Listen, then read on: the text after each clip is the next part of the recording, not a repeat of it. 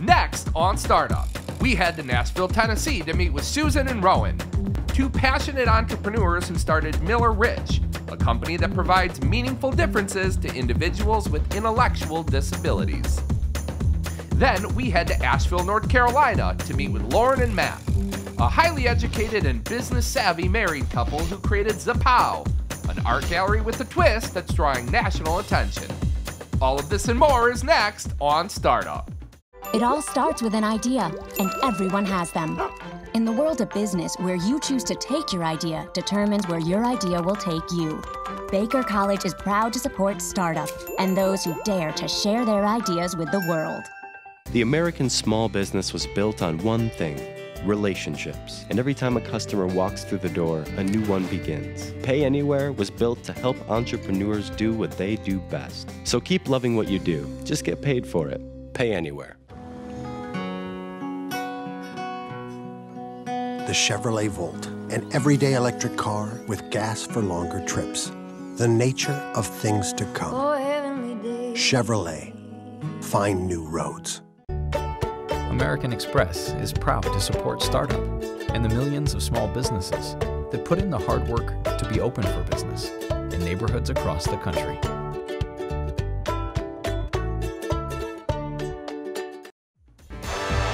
My name is Gary Brado, and I'm a documentary filmmaker and an entrepreneur. The economy is in less than perfect shape, and when the jobs go away, there's nothing left to do but get up and get creative. And there are people all over America doing just that. It's estimated that up to 85% of new businesses fail. So I'm going coast to coast to hear the personal stories of the people who beat the odds and started a successful business from the ground up. This is Startup.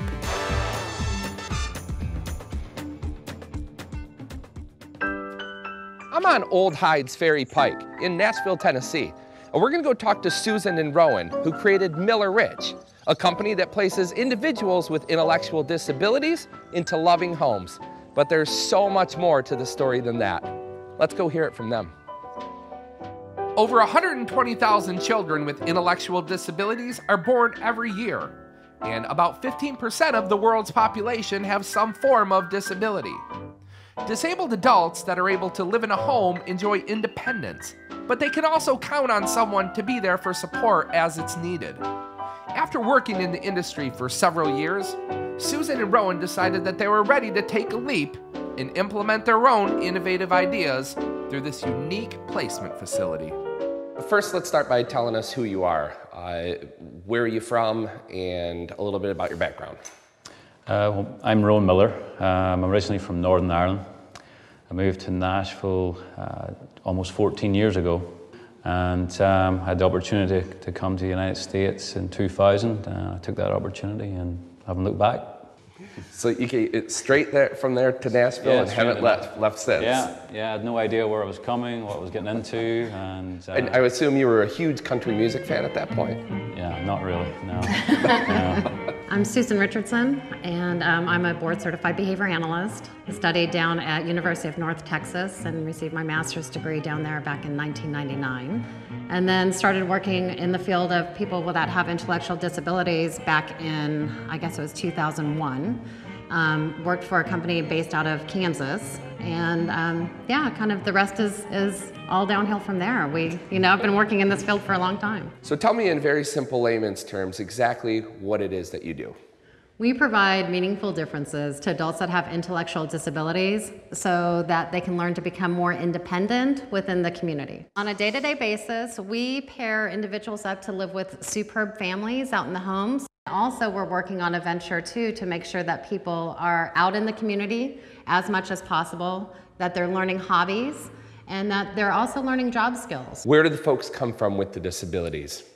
All the individuals we provide services for currently are on a Medicaid waiver, so it's state and federal funded. Unfortunately, there's a waiting list of over 7,000 people in Tennessee to receive services. Those services can be anything from residential, day services, support employment services, and personal assistance services. So our primary service, of course, is residential in this family model setting. Tell me about the first 6 months. How did you actually create this business? We had to write a bunch of policies and procedures and have a big packet of information that we could submit to the state of Tennessee before we would become approved as a provider agency. Our original business plan was just to serve 6 clients in the span of a year. So we thought, oh, we'll just start small, something that, you know, he and I could just do together. We got a call at the end of September from the state of Tennessee and said, hey, can you take these 6 people? So that was You were full. I was like, whoa, we're full. So that was from day one. Now what? Yeah. So, you know, we hit the ground running from straight off and had to go back to the bank and say, our plans have changed slightly. We're going to start off quite, you know, with 6 people from the start. So that happened, and we grew really quickly. Tell me about your relationship with the bank. How did it start, and how instrumental were they in the growth of this business? One of our board members was our bank manager. So Wasn't her? And Mike was a great guy, and his daughter actually has disabilities herself. So he was used to, you know, he had experience and knew where we were coming from. He said, hey, you need to have a business plan. You need to have this. We need to get all the personal financial statements, which, you know, we still have to do every year. So every year we have to update all of our personal financial statements, get the, you know, to secure the line of credit. So everything is still on the line. You know, my house is on the line, Rowan's house is on the line. Yeah, it's a lot. What was your growth from those original 6 after you secured a larger line of credit? How many did you go to then? We ended up, I think, the first year with 25. Oh, wow. And that was, you know, as we had said before, it's a lot of word of mouth, but it was also because we were producing a very quality service too. So we had completely satisfied individuals. Their conservators were extremely satisfied. The state had come out and surveyed us multiple times during that first year, and they were always really satisfied with our services as well. Over 65% of working age adults with disabilities are unemployed. Of these working adults, nearly 1/3 earn an income below the poverty level. Here we are on the old school farm. What do we have growing behind us? How much of this land are you utilizing currently? Right now we have about 1 acre that's planted. We have some peas and carrots and potatoes over here, and the planter beds are filled up with strawberries. What is the plan for this essentially, and how do you guys utilize this in your program? Gosh, so we have hired 2 farm managers that are really, you know, in charge of organizing everything, planning it.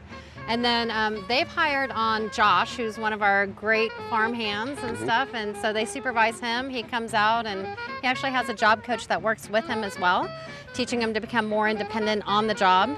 He absolutely loves working out here. So it's. And he's one of your people with what is the he has an intellectual disability, but funny enough, we don't provide residential services for him. He still lives at home with mom, so it's great for him to have a job and come out here and just work 3 days a week. What types of changes have you seen, I guess, in him in particular, in being part of the farm? Over the winter, it was very difficult because everything's still very barren and there's no growth. But what we found last week when we were putting up fences and stuff's actually starting to shoot up and we're starting to harvest, I saw a huge difference in Josh. He didn't want to go home, he wanted to stay on. I think he stayed on to after 5 one day when we were out here having so much fun. What do you do here on the farm? Everything. Anything from painting tables to feeding chickens, collecting eggs, building greenhouses. That's the fun part. You have a name for the main rooster in here? What's his name? His name's Foghorn Bojangles. Foghorn Bojangles. Yeah. That's a fantastic name. What do you think about Susan and Rowan and Jay and these guys? They're the funniest people ever. They're funny? Yeah. Funny looking? No, Jay is. Cool. And do you consider these guys like family? Yeah. The greenhouse. Yep. When did this come into action? We put that together, I guess, during the winter. What's your primary grow in here? Lots of tomatoes. We started everything that's on the farm. We started as a seed in the greenhouse, Good. and then transplanted it to the garden. Persons with intellectual disabilities successfully perform a wide range of jobs and can be very dependable workers. These type of jobs generally include animal caretakers, library assistants, data entry, clerks, and many more. Does this model work? Is this a successful model? It does work, and some of the reasons why it works primarily are the fact that we're able to provide a consistent model of care for all 24 hours throughout the day. I've worked in other service delivery systems, and this one by far provides the best opportunities for individuals to have. We're now providing services to 79 individuals across 57 homes throughout all of Middle Tennessee. So where are we right now? What is this facility that we're in? This is the old Wade Elementary School. It's been part of this community. Everyone I've met in this community has at one point gone to this school. The front part was originally built in, I think they started work in 1931 and finished in 1936. And it was used with money from the Works project after the Great Depression. What level of importance does social media play in this business? Are you active on any of the social media platforms? Yeah, we're really into it. We're probably the only agency that has a marketing and media department. We have Facebook, we have websites, we have Twitter, so we're into all the social media. As we drill down to the basic service of what you guys do, you're helping people. You're helping people with disabilities lead better lives. Yes. Correct. Any advice to those entrepreneurs out there that are looking to do something similar or not similar, just something? Do it. Yes, do it. Dream big and put your life and soul into it. But I think mainly find something you really love doing and enjoy it. Yeah. So that's the secret, is to find something you love and then do it. Well, thank you so much for talking to me today. Thank you, Gary. All right, thank you. There are a million ways to start a business, but how did Susan and Rowan do it? Let's find out. They started with around $30,000 in the bank with a combined credit score of 750. It cost around $8,000 to start the business, and in their first year, they earned $1.6 million in service revenue, profiting only $88,000. The one word that they said best describes what it takes to make it in business is determination. MillarRich provides a special service to those in need, and with the help of their all-star staff, they're helping to increase the quality of life for people with disabilities all over Middle Tennessee. I'd be willing to bet the farm that this company is here to stay. For more information, log on to our website and click the link for MillarRich.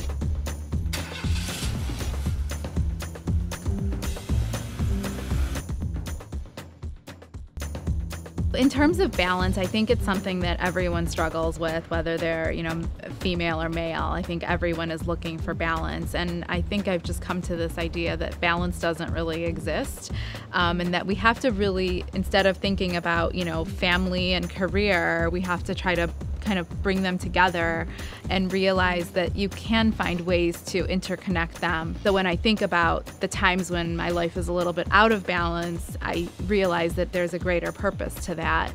And so, I hope that my children can appreciate that and respect that and see that as being, a life of being a role model.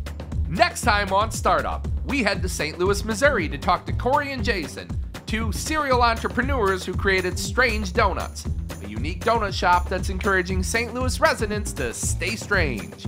Then we swing by Asheville, North Carolina to talk to Evan, a Chinese medical practitioner who started Silverleaf, an herbal pharmacy and acupuncture studio that encourages people to achieve a more natural, holistic lifestyle.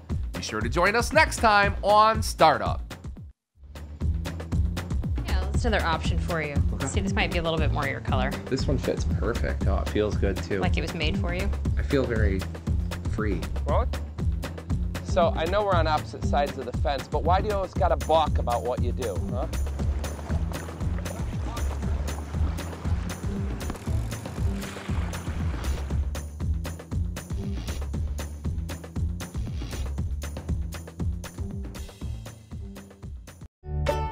American Express is proud to support startup and the millions of small businesses that put in the hard work to be open for business in neighborhoods across the country.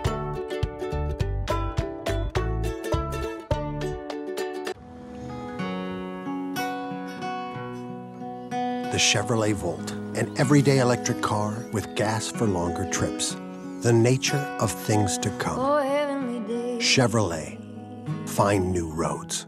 The American small business was built on one thing: relationships. And every time a customer walks through the door, a new one begins. Pay Anywhere was built to help entrepreneurs do what they do best. So keep loving what you do. Just get paid for it. Pay Anywhere. It all starts with an idea, and everyone has them. In the world of business, where you choose to take your idea determines where your idea will take you. Baker College is proud to support startup and those who dare to share their ideas with the world.